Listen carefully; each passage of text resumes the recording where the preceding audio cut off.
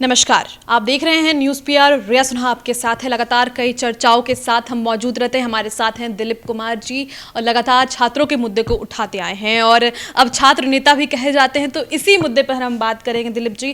कई पार्टियां हैं हमारे बिहार में, सबसे प्रमुख पार्टी हम कहेंगे राजद ही है। और राजद की बात करते हैं तो राजद में भी अभी जो खटपट चल रही है और इसमें भी छात्र जो है नेता उनको ही बलि का बकरा बनाया गया। बेसिकली जितना भी पॉलिटिकल चीज़ें हुई उस पर।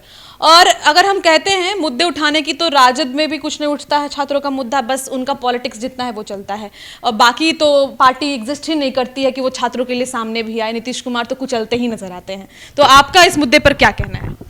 देखिए, सबसे पहले तो हम ये कहना चाहेंगे कि अधिकतर मतलब सभी पार्टी ही कह दीजिए, अधिकतर क्या सभी का ये हाल है कि नाम के लिए वो छात्र विंग बना दिया गया है, लेकिन छात्रों के लिए काम नहीं किया जा रहा है।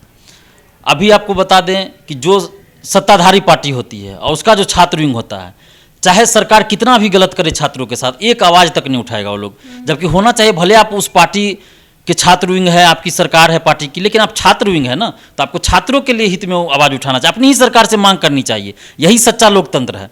लेकिन देखिए, आप इतना लाठीचार्ज हुआ छात्रों पे, जेल गए बहुत सारे छात्र, मैं भी गया। लेकिन आप बताइए, जदयू का जो छात्र संगठन है, बीजेपी का जो छात्र संगठन है एबीवीपी, आज तक क्या आवाज़ उठाई मेरे लिए? या फिर छात्र, मेरे लिए छोड़ दीजिए, किसी भी छात्र के लिए उठाया आवाज़ कि छात्रों के साथ अन्याय नहीं हो, लाठीचार्ज नहीं होना चाहिए? कोई नहीं उठाया। ये अलग बात है कि जो विपक्ष में है वो भी पार्टी लोगों ने नहीं उठाया, जो कि बहुत बड़ी गलती है। उन लोगों को तो कम से कम, जो विपक्ष में उनको तो उठाना, उनको तो मौका था इस मुद्दे को उठाना चाहिए, लेकिन वो लोग भी नहीं उठाते। तो बड़े ही दुख की बात है कि कम से कम जो आरजेडी है, कांग्रेस है, वामपंथी है, तो उन लोगों को तो बढ़ चढ़ के छात्र के मुद्दे को उठाना चाहिए। हालांकि मार्च में रोजगार शिक्षा को लेके आंदोलन किए थे ये लोग, आरजेडी की तरफ से हुआ, कांग्रेस की तरफ से हुआ, वामपंथी दलों की तरफ से हुआ, लेकिन ये कहीं ना कहीं हम लोग के जो आंदोलन था उससे, उसको देख के था कि छात्र हम लोग के साथ जुड़ रहा है बहुत ज़्यादा, तो इन लोग को डर होने लगा, तो इसलिए ये लोग किए। लेकिन जिस तरह से होना चाहिए उस तरह से नहीं हो रहा है। और छात्र विंग जो है, सिर्फ और सिर्फ एक मोहरा बना दिया गया है कि छात्रों को सिर्फ अपने पार्टी से जोड़ के रख सके। सच्चाई यही है। मैं बिहार की बात करता हूँ, बाहर भी यही होगा। सच्चाई है कि कोई भी छात्र विंग अभी सही से स्टूडेंट के लिए जो एकदम अंतिम सांस तक कहते हैं ना कि लड़ना, कि जहाँ तक हो सकता है संभव लड़ेंगे, कोई नहीं लड़ रहा है। आज से 20 साल पहले होता था, आज से 20 साल पहले, 15 साल पहले तक मैंने देखा है कि एआईएसएफ, आईसा खास के इसमें आगे थी। लेकिन अभी पता नहीं क्यों इन लोग भी थोड़ा सा कमज़ोर पड़ गए हैं। हो सकता है ये स्टूडेंट लोग उससे ज़्यादा नहीं जुड़े हैं, लेकिन इन लोग का मैंने शुरू में देखा था कि ये लोग आईसा, एआईएसएफ खास के स्टूडेंट के हित के लिए हमेशा लड़ते थे। और उसके बाद जब एबीवीपी अगर बीजेपी सरकार में नहीं है, केंद्र में नहीं हो या यहाँ नहीं हो, तब वो छात्र के लिए एकदम व्याकुल होकर, उग्र होकर लड़ती थी। तो एबीवीपी ऐसा संगठन था जो छात्रों के लिए हमेशा सड़क पे उग्र होकर लड़ती थी। लेकिन जब सत्ता में है तो उनको कितना भी छात्र के साथ गलत हो, कुछ नजर ही नहीं आता है। तो ये बहुत गलत चीज़ है। आरजेडी का भी मैंने देखा है छात्र विंग, कि जब राबड़ी देवी मुख्यमंत्री हुआ करती थी उस समय भी आरजेडी का छात्र विंग, पटना यूनिवर्सिटी का मैं बात कर रहा हूँ, तो सड़कों पे हमेशा उतरती थी आरजेडी का छात्र विंग। लेकिन पता नहीं अब क्या हो गया है कि अब तो छात्र के मुद्दा पे कोई उतर ही नहीं रहे हैं सड़क पे। कभी कभार हुआ तो मीडिया में बयान दे दिया, 10-20 लोग उतर गए, लेकिन उस तरह से पता नहीं क्यों 15 सालों से मैं देख रहा हूँ कि छात्र संगठन नाम के लिए रह गया बिहार में और कहीं कुछ नहीं हो रहा है। तो मैं तो हाथ जोड़ के विनती करता हूँ सभी छात्र संगठनों से, चाहे आप किसी भी पार्टी से हो, तो प्लीज़ आप छात्र के मुद्दों को उठाइए, क्योंकि आप छात्र संगठन बनाए हुए हैं ना, छात्र विंग से जुड़े हुए हैं, तो आप किसी भी पार्टी से हैं, भले ही आपके पार्टी की सरकार हो, लेकिन आप छात्र हित के मुद्दे को उठाइए। कम से कम अगर आपकी सरकार है पार्टी की तो आपके लिए और अच्छा है कि सरकार के सामने आप कम से कम छात्र प्रतिनिधि को ले जाके मिला दीजिए, लेकिन आप लोग वैसा भी नहीं करते हैं। तो प्लीज़ आप छात्रों का हित देखिए, क्योंकि सरकार कोई भी परमानेंट नहीं होती है, आज है कल बदल जाएगी।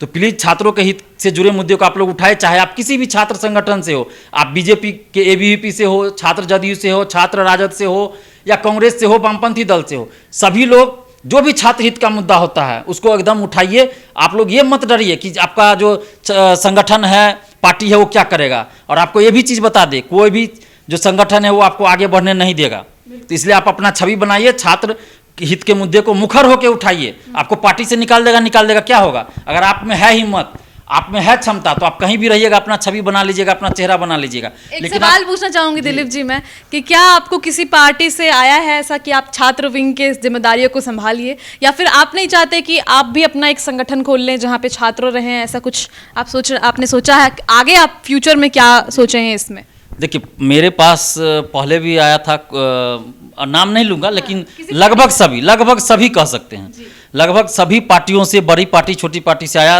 पहले तो छात्र विंग के लिए आया था, उसके बाद जब इलेक्शन नज़दीक आया तो मेन विंग के लिए आ गया, मेन विंग के लिए आ गया कि आप हमारी पार्टी में आ जाइए, आपको हम विधानसभा का टिकट देते हैं 2020 में जो विधानसभा चुनाव हुआ।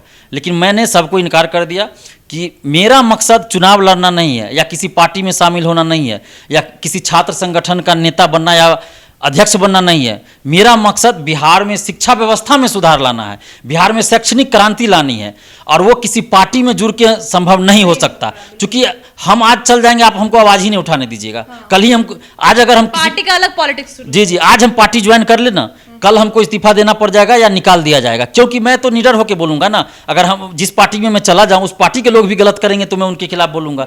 तो इसलिए मैं किसी पार्टी में एक दिन भी टिक जाऊं तो बहुत बड़ी बात है। तो इसीलिए हम किसी पार्टी में नहीं जा सकते हैं, क्योंकि मेरा मकसद सिर्फ बिहार में शिक्षा व्यवस्था में सुधार लाना है, और प्रतियोगी परीक्षाओं में धांधली रोकना, पारदर्शिता लाना है, पेपर लीक रोकना है।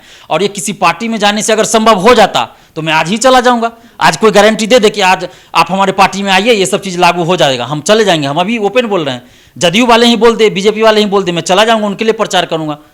लेकिन ऐसा दे गारंटी कि आज हम चल जाते हैं, आप लागू कर दीजिए कल से। क्योंकि मेरा मकसद बिहार में शैक्षणिक क्रांति लाना है, शिक्षा व्यवस्था में सुधार लाना है, पेपर लीक रोकना है, धांधली रोकना है, और पारदर्शिता लाना है। अगर ये चीज़ कोई कर देता है तो मैं उसके साथ हो जाऊंगा, उसके लिए प्रचार करूंगा। इसमें कौन सी बुरी बात है? मैं तो छात्र हित की बात कर रहा हूं ना। अगर विधानसभा में कोई मुद्दा उठाए तो हम उसके साथ हैं, उनका हम बाहर भी नाम लेंगे कि वो लोग उठा रहे हैं, लेकिन सही तरीके से अभी तक नहीं हो रहा है। 1-2 विधायक कर रहे हैं, उनको हम धन्यवाद भी देते हैं, लेकिन सही तरीके से अभी भी नहीं हो रहा है। जिस तरह से छात्रों की आवाज़ सदन में गूंजनी चाहिए वैसा अभी भी नहीं हो रहा है। अगर थोड़ा बहुत हो भी रहा है तो उसमें कहीं ना कहीं पार्टी पॉलिटिक्स आ जा रहा है बात। तो हम अभी भी सभी छात्र संगठन से अपील करते हैं, चाहे आप किसी भी पार्टी से जुड़े हो, लेकिन प्लीज़ छात्रों के मुद्दे को आगे कीजिए। और एक बात तो है कि दरोगा आंदोलन जो हम लोगों ने फरवरी और मार्च 2020 में किया, उसका असर हुआ कि कम से कम शिक्षा रोजगार जो है 2020 के विधानसभा चुनाव में प्रमुख मुद्दा बना। और national channel, local channel, YouTube channel, electronic media, print media, सभी पे शिक्षा रोजगार की बात होने लगी। और ये बिहार में पहली बार हुई कि शिक्षा रोजगार पे चुनाव लड़ा गया, चुनाव में शिक्षा रोजगार की बात हुई, नहीं तो पहले वही जाति धर्म की बात होती थी। बहुत बहुत शुक्रिया दिलीप जी हमारे साथ जुड़ने के लिए। तमाम और खबरों के लिए बने रहे हमारे साथ। धन्यवाद।